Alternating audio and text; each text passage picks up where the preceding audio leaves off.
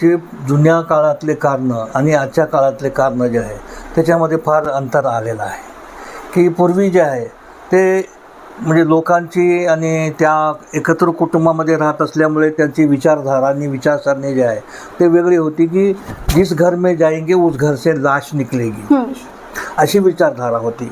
आणि मुली आणि किंवा मुलीकडचे लोक तिच्यावर थोडाफार काही अन्याय झाला आहे, काही मारहाण झाली तरी तिला असे शिकवणूक होती की तुम्ही सहन करायचा, परंतु त्याच घरी राहायचं, तिथूनच निघून घ्यायचा.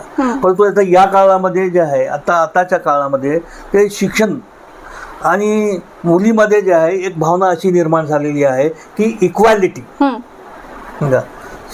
समानता, आणि त्याच्यामुळे असा झालेला आहे की ते सहनशीलता, मुलीमधली सहनशीलता ती थोडी हळूहळू कमी होत चाललेली आहे. मग हे मुख्य ह्याच्यामध्ये कारण आहे.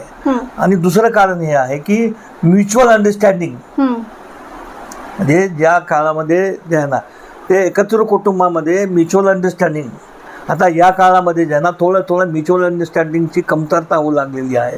ते आणि म्हणजे इक्वालिटीची भावना निर्माण झालेली आहे. अगदी बरोबर. अगदी बरोबर. त्याच्यामुळे जे आहे ना ती म्युच्युअल अंडरस्टँडिंग थोडी हळूहळू कमी होत चाललेली आहे. म्हणून हे जे आहे ना फारकतीचा किंवा या घटस्फोटाचं प्रमाण थोडा वाढत चाललेलं आहे.